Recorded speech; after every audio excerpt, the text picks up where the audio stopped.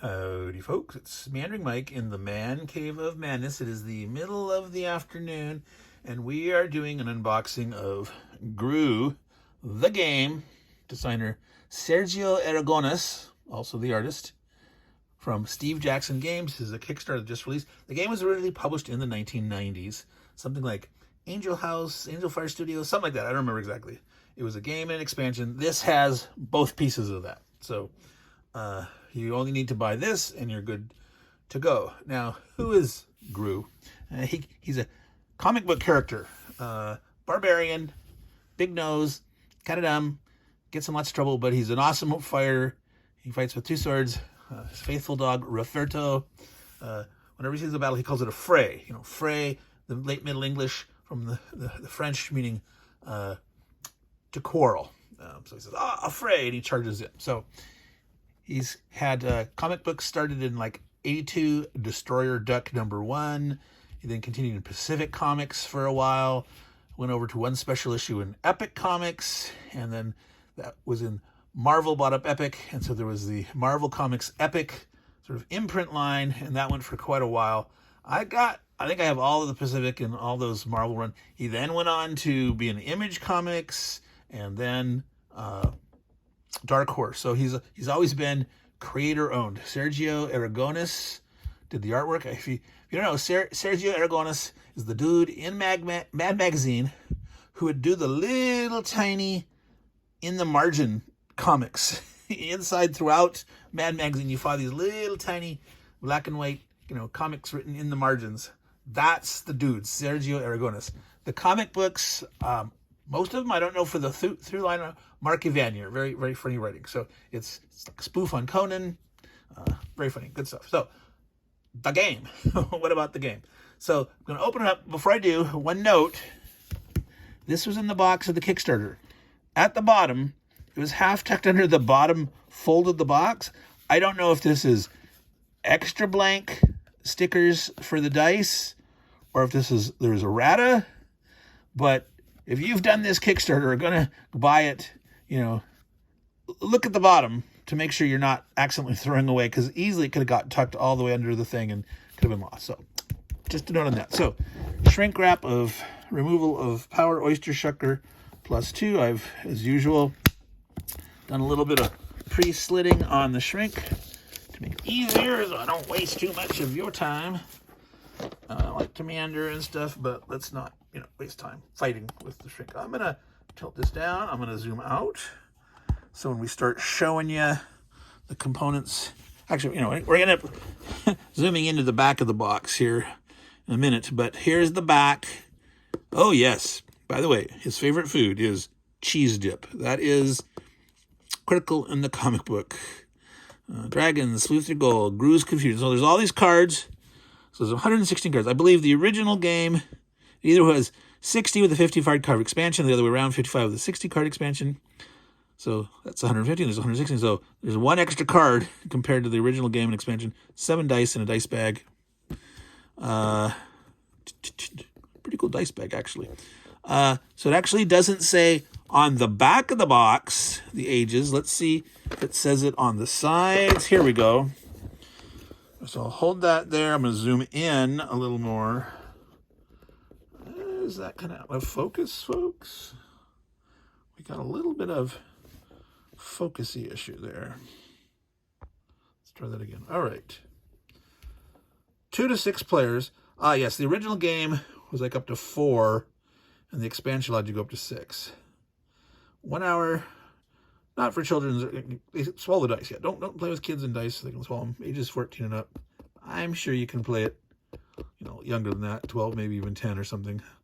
But yeah, you judge what you're. I mean, there's simulated violence in here, lots of fray and killing and all that kind of stuff.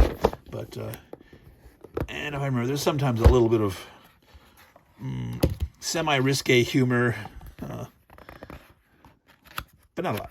All right, so here is the rules. It's a fold-out page, so it's not. I'm going to zoom back out. So it's a longer, so that looks like an 11 by 14 piece of paper, glossy, second edition, objective, 7 or more victory points. That's always nice to know early on. So you're building buildings. 2 to 6 players. 5 is very good. Hour less to play. Each player is a ruler of a town. You want your town to be the most glorious. Sometimes that means sending your troops to lay waste to neighboring towns. Of course, you need an army, so they won't lay waste to you. But the best laid plans will go awry when Groo comes to visit, and your army will be of no use against the mighty barbarian. So he comes and Groo is always misinterpreting the situation, and often he thinks he's helping, and he ends up doing the wrong thing and upsetting people. Sometimes he does the right thing. Sometimes by accident he does the right thing, but very often his dense noggin makes him do the wrong thing. All right. So the players, they have army and town, discard, draw pile, the Groo cards. That's probably the extra card. The Groo, the original 115 plus. Now they have a card for the Groo card to move around. Whether they used a card or a token or something before, it's now a Groo card. What is Groo? Wreaking havoc. 6 types. Distinguish color. Buildings. Let's see. I'm going to fold that up. Troops. Groo effects. Wild cards. Event cards. The Groo card blue. And phase cards. Black border. Okay. So pretty simple card anatomy here. The only problem with this thing is like, I don't want to crease it off thing, but I want to try to let you see a portion of this. I'm trying to avoid the glare. Name and a card type. So that card type should match the color. Yellow for building, green for troop. Attack and defense. So 2 numbers here, the skull and the shield. That's kind of standard icons. Dice needed. All right. Where is... Icons show what is needed to pay for a troop or buildings. Coupons, supplies, or labor. All right, so this is the dice needed. So it looks like this one has 3. Need coins, which they call coupons, supplies, and labors. Well, this one looks like it only has 2. You can barely see it there, but that's probably to build it. You need supplies and labor. Text. Discard the beginning of your attack phase to switch hands with another player. Wow, you can actually give them back and forth.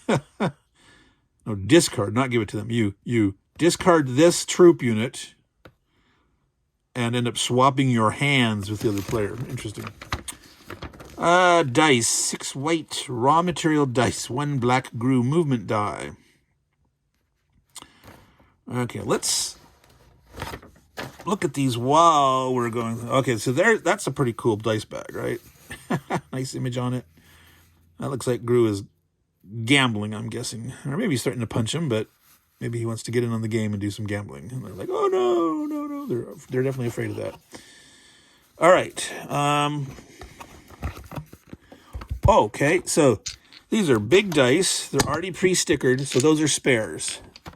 So that other sheet there is spares in case stickers come off or they get all gunky. So nice little insert there, not a big deal. So there's the movement die for Groo. Left, right twice.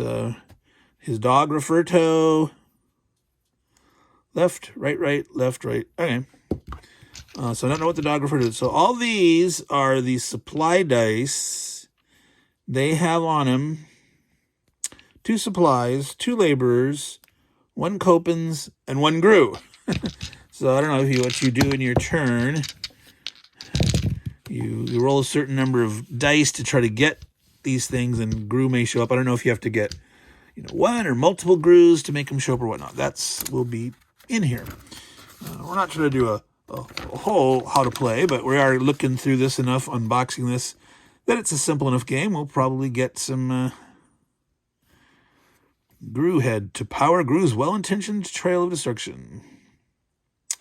Labor for buildings and troops. Buildings and troops. Pay for building and troops. Yep.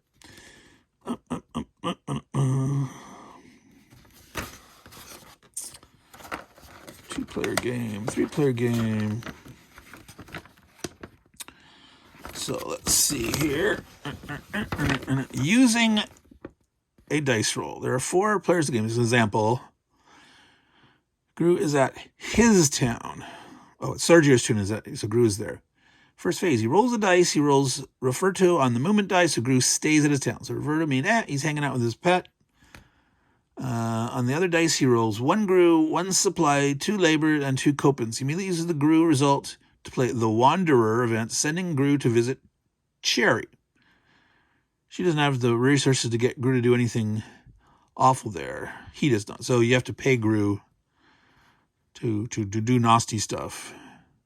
He uses his labor dice, so he's paying for residence. So you roll what you get. You can relocate Groo. Or you roll to activate Groo. No, wait a minute. Okay, he stays here. The Groo dots, you can use them. Okay, it's the card, the Wanderer. So there's a card that made him allow her to move it over to Sherry's from his spot. Brings out a troop. Oh, interesting. So, yeah, this should come a little after this this sequence of play part. It's a little bit premature. It's like giving an example of it. It's a little early.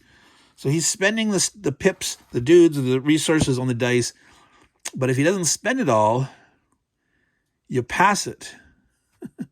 And that player can play if they have it. The dice have completely gone around the table, so the leftover phase is over. All right, so sequence of play. You follow it during your turn, and it goes the next player's turn, continues into one player's 7 victory points at the end of any turn and win. So the first one there doesn't matter. You don't have to complete a certain rate. If you get there first, doesn't matter if you were the first player.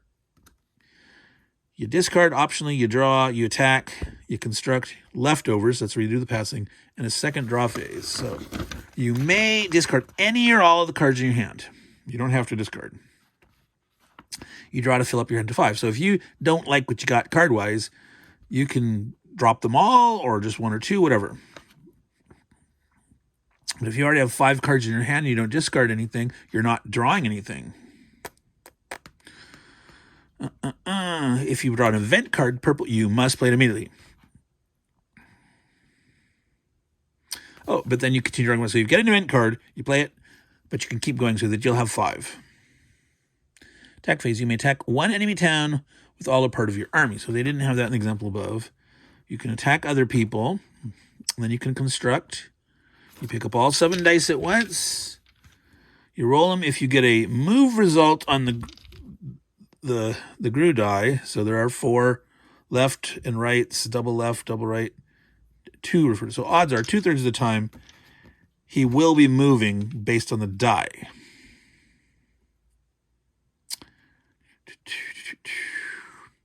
Then you look at these dice, and the first thing you do is you look at the Groo heads that you may have rolled.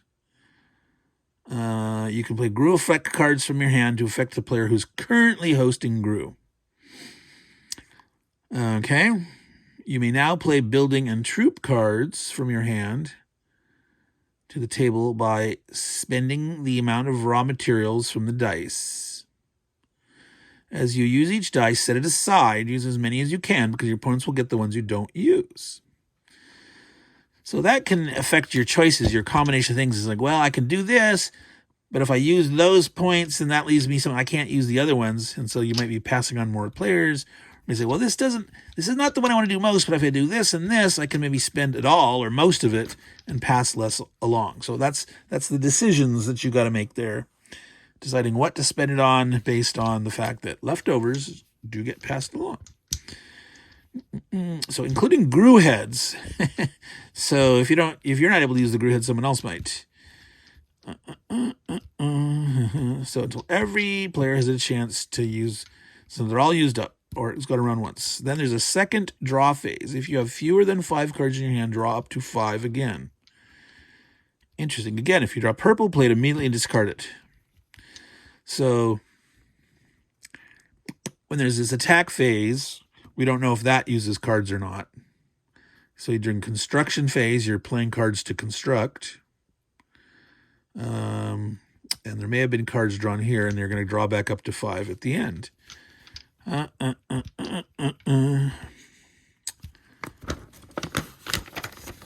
So the art of war. So they didn't tell. Said 7 victory points. Where? Let me. How do you score victory points? All right, that's in the art of war. Okay, so what I was just getting to. All right.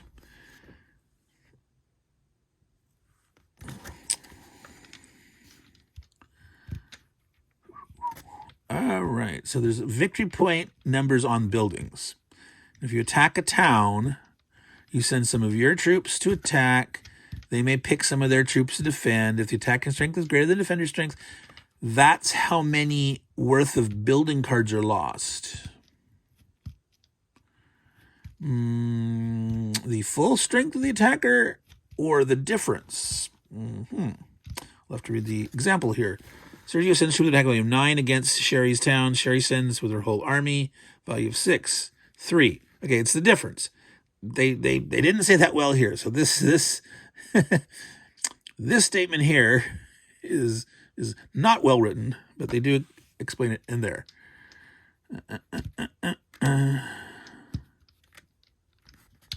If the attacker strength is greater than the defender strength, that's how many VP worth of build. No, the difference is how many, not the attacker strength. See, the way, if you wrote that to a computer, if A, attack strength, greater than D, defense strength, then minus D buildings equal to A, no, it's A minus D, and then D buildings minus that value. So anyway, pop.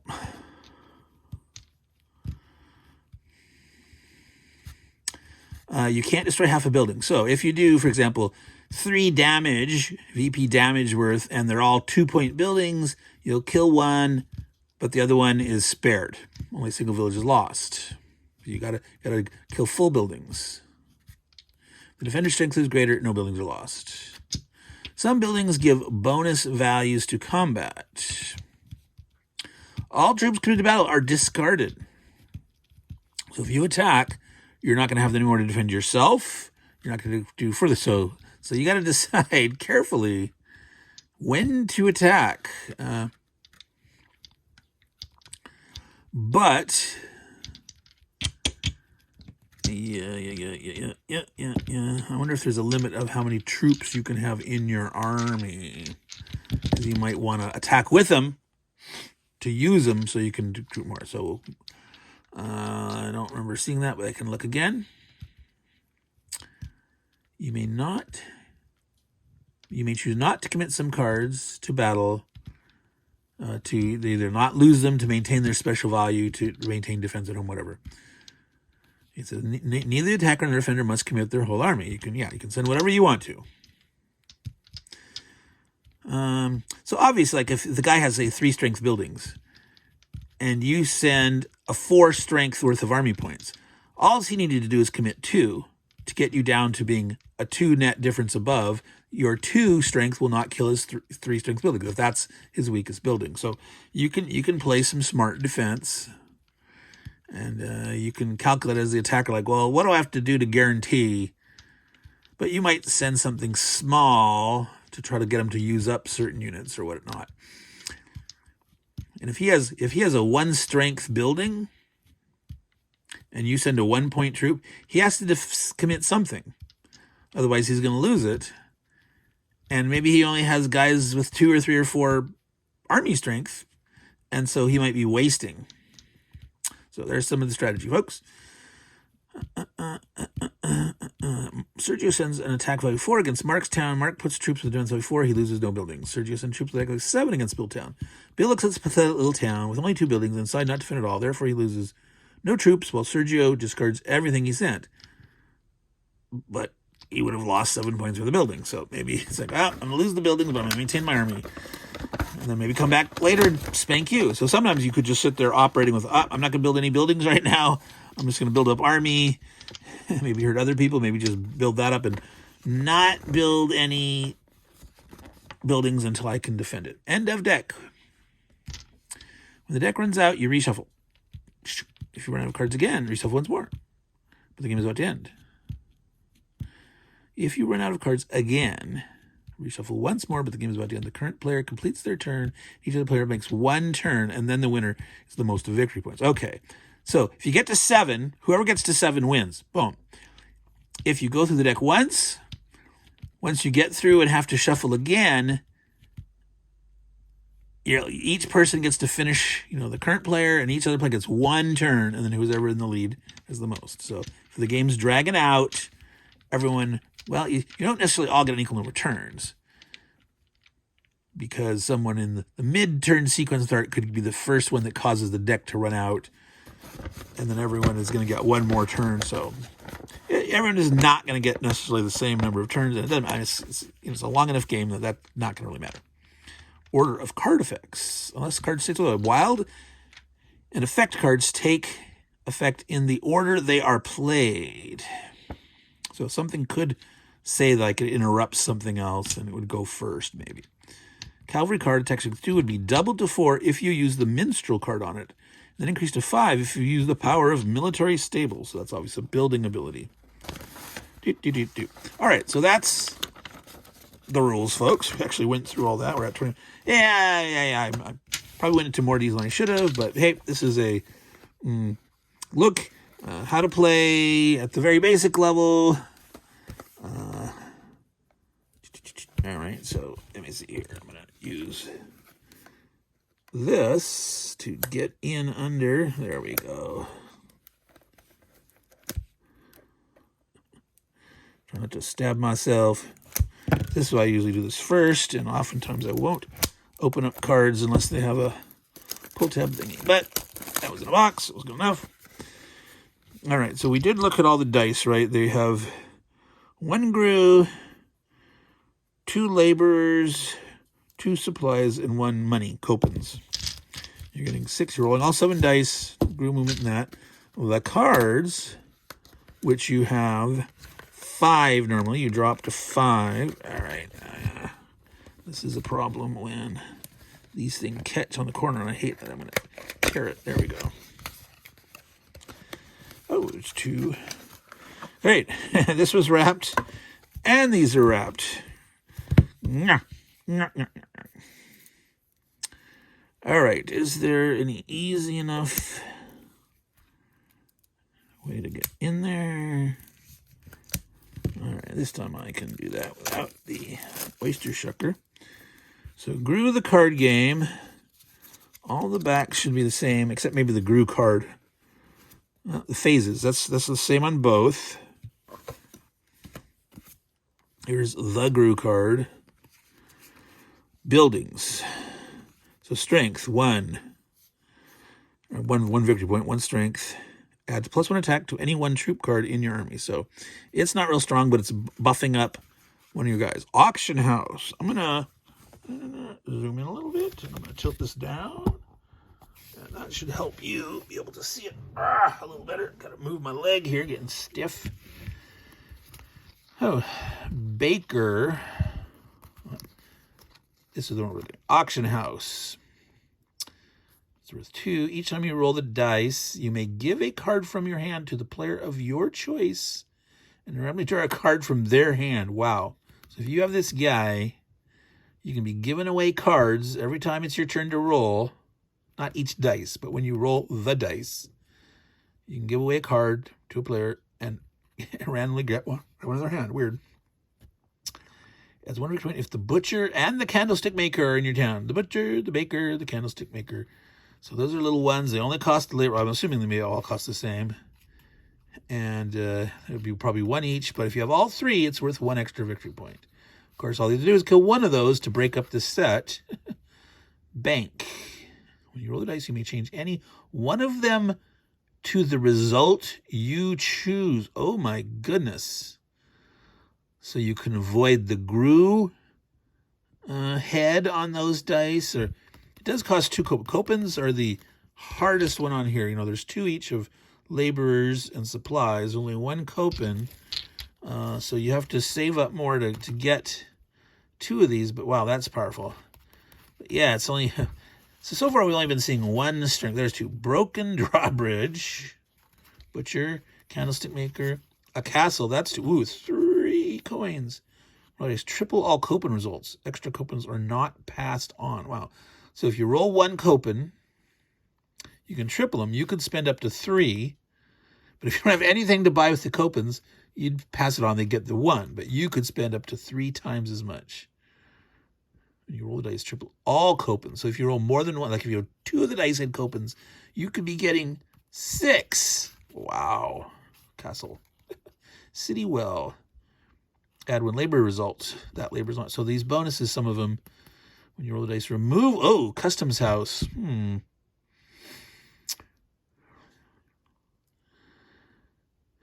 It's a 2-strength building, but they're siphoning off. Now, the disadvantage of this, you're not getting coupons, but so are other people when you roll the dice. So you wouldn't pass them on. Yeah, this one's a weird one. When would you want to play this? If having that 2 points is critical to you. Otherwise, it's starving you of coupons. A farm. Double all supply results. Wow. All right. Granary. And an extra supply. So this doubles supplies. This adds 1 supply. So this is cheaper to build. 2 resources, supply and labor. This needs 3 supplies. But this has more defense. Great wall. The main gate is also... I'm not going to look at them all. Guard tower, multiple guard towers and inn. A lighthouse, extra VP. If you also have the shipyard, so one of those combination things. Lumberyard and marketplace. If you have those, you get bonus. Oh, great. If you have a main gate and a great wall, you can keep Groo out. Groo effect cards. You are not affected by Groo effect cards. Marketplace. Military stable. Yeah, we've seen those before. Orphanage. Interesting. I think Groo might have been an orphan, or he protects orphans, he likes orphans, or something. I can't remember. Not affect your building or troops. Park. Cancels 1 Groo effect. He likes to nap. Pawn shop. Residence. Oh, that's pretty... Add a VP. So having at least 2 residences gives you an extra VP. So for every one of these... So one of them is 1 point. 2 is 4 points.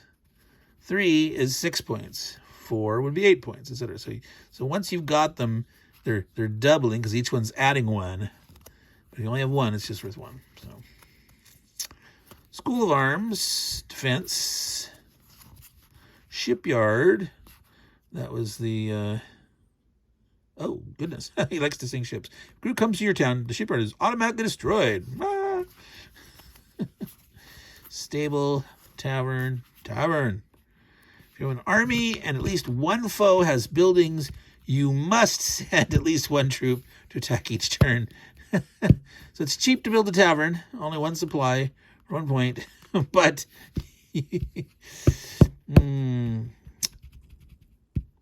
you must attack. If any foe, doesn't say actually attack that foe.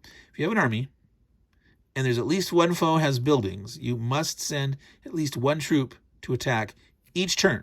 Now, of course, there's no sense in attacking somewhere where there's no buildings. So, right? Doesn't do anything to attack with troops where there's no buildings. So, double all labor results. Temple Town Hall. Witch Doctor. Remove a labor. Oh, it scares the laborers. Again, it's a 2-point building, though. They only have 1 cost. So you wouldn't want to play this early in the game because you're losing labor. Wizard's Keep. At the end of your turn, you may discard this card and take another turn. Oh, interesting. So you can give up your Wizard's Keep to, at a critical time, take another turn. Event. Groo is dead. Groo's Confusion. Groo's Rampage. Tax Collector. A town in need. Groo effect. Move Groo to any town and destroy a building of your choice. All right, so now we're at 29. We're going to look real quickly here, folks, for the last deck.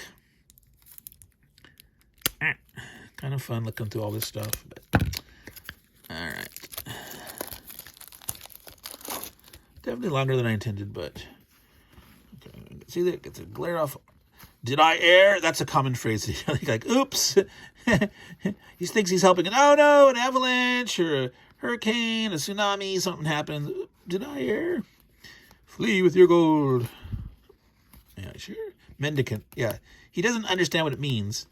Someone calls him a mendicant beggar. It just means he's really poor, but he thinks it's an insult to his intelligence. Therefore, ergo. Minor problem. It's a minor problem. He pulls out one stick. The building collapses. Reputation. Ooh. Run. Remove all building cards requiring labor at Groo's current location. Oh my goodness. Move Groo to any other town. With friends like these, you need help. Groo destroys 3 buildings. He came to help, and what happens? 3 buildings lost. Oh, she. All right, so here's some of the troops. Arba and Dekarba. Those are witches. So there are some recurring characters. So a lot of these are recurring characters. Kind of like a Fabio kind of character. Standard Bowman. Captain Ahax. Cavalry. Shako. So that'd be equivalent like Red Sonia, but white hair Sonia to Groo's Conan, big nose barbarian, but not being Conan. Ooh, the dragon. That is some potent stuff, dude. That is some potent stuff. 5. But once you've played him, once you've used him, right? So he's 3 on defense, but 5 on offense. All right. Whitman. I didn't look with the archers. Bowman, 2 on offense, nothing on defense. All right, so you attack with him. You go. You attack. Cavalry 2 and 1. Ooh, these heroes are nice. Dragon, Whitman. Gravito, sorcerer. Gruella. I can't remember if that's his sister or his cousin or his mother or what. I do not remember. I really don't. I'll have to go back and look. This was so long ago. Palindrome, right? Palindrome. All right. Pikemen 1 and 2. The minstrels, very common. Toronto. He's like another evil prince kind of dude, or I can't remember. He's somehow related to Groo or not. Big nose, right? But he's also often there as a thwart to Groo trying to do stuff, but he usually gets the snot beat at him. The minstrel, almost like the minstrel dude in The Witcher, right? Throw a coin to your Witcher. Just watch out. If you throw a coin to Groo, he might think you're attacking him, and he might... The Sage. Sage Army, you may choose which enemy buildings are destroyed when you attack. So instead of them deciding, you get to decide. Interesting. A fray! Aha, a fray! As he enters the fray, yes. All troops cards committed to either side are discarded. No one wins. Groo wanders to the town with the most buildings.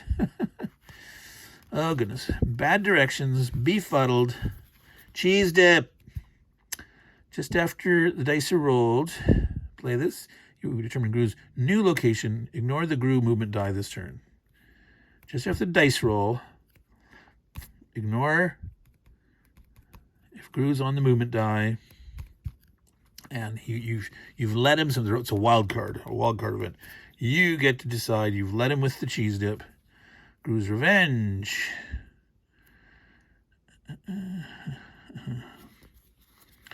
Refer to the card versus refer to the die. On the die, movement die, you roll that, he just stays where he is, but you can use this to move Groo to any town. Hey, where'd refer to go? Whoop, he goes there. All right, so folks, this was Groo, the card game from Steve Jackson Games. Designer is Sergio Aragonés, artist Sergio Aragonés of Mad Magazine fame. You got 7 dice. You got extra spare stickers as part of the Kickstarter. That's always nice. There's 116 cards, one of which is Groo, one of which is an explanation of the phases. It'd be nice to have 2 of these, but well, that's like it's on the back of this box. You got a double-sided card. It's in the rules. That's not too bad. They're doing a good job there of having a free source. It's pretty simple once you get it. But, they're like, well, do I do this first or that first? Sometimes you might not remember that. But so, cool, fun art. If you love Sergio Aragonés, besides the Mad magazine, he did, you know, some various weird stories in there. He did a whole, I can't remember if it was a magazine and then became a comic book and more. Plop magazine was like really weird, gross humor, kind of, you know, farts and snot dripping and weird stuff like that, right? So, you know, if you're a 12, 13-year-old boy, nothing better than fart jokes and boogers and things like that. Sorry, folks. But okay, so we got a lot of cards, troops, buildings, events, wild cards. Looks like fun. It's a bit of a take that game with a element of Groo, who's affecting everybody. You're fighting different guys, trying to kill their buildings. They're trying to keep your buildings alive. Probably a lot of chaos.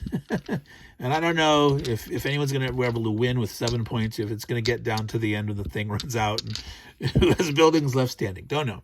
So, and how can you pass up this really cool dice bag, which, you know, for just 7 dice, do you really need a dice bag? No, you do not, absolutely do not need a dice bag. However, that's pretty cool. So, Meandering Mike, Man Cave of Madness, unboxed, Groo. I'm assuming this is probably now available on the Steve Jackson website, or will be soon. I don't remember how long they wait until after Kickstarters have shipped. I don't remember it being a particularly expensive game. $30-ish. Which, you know, with 7 big dice like that and 2 nice big card decks, yeah, it's a decent, and a dice bag. So, no, I do not have stock in Steve Jackson games. I do love me some Groo. I got to sit down and reread them all. I didn't read them all. I never got through the whole series, but I read a fair chunk. But that was literally in the 80s, mid 80s up, some in the 90s. Didn't keep up with it, but yeah, I'll probably go back, read those, and then I need to downsize, so I'll probably sell those off at some point. So stay tuned. Meandering Mike might be announcing at some point that he's selling off Groo comic books. So I'm gonna leave it at that. 37 minutes, way longer than I wanted to do. So all you good folks, take care. And I'm gonna post this up real quick as soon as I can, and there's still a last chance to enter the game giveaway. This is Monday the 30th, and 9 p.m. Pacific time, 12 p.m. Eastern time, you know, midnight. That's when I'm going to cut it off. So if I can get this up here, you still have about 5, 6, 7 hours to sign up for that game giveaway. I'm going to cut it off then, determine the winners, make a video, and the video will play on Halloween evening. And so there's 4 games you can be won for. There's a set of 3 books is one prize. And I'll be doing a live in the comments. Not the video won't be live, but the video premiere will have live comments with me in it. And we will give away a bonus game. Not this one. This is my only copy. We will give away a bonus game to one of the people that's watching. So you have a chance to win just by watching. So if you want to get in on that, subscribe, do the game giveaway thing or not. And even if you don't enter the game giveaway, if you're live watching the giveaway, you can win a game. So set your notices on, subscribe, all that good stuff. So take care and ciao, everyone. Enjoy your Halloween.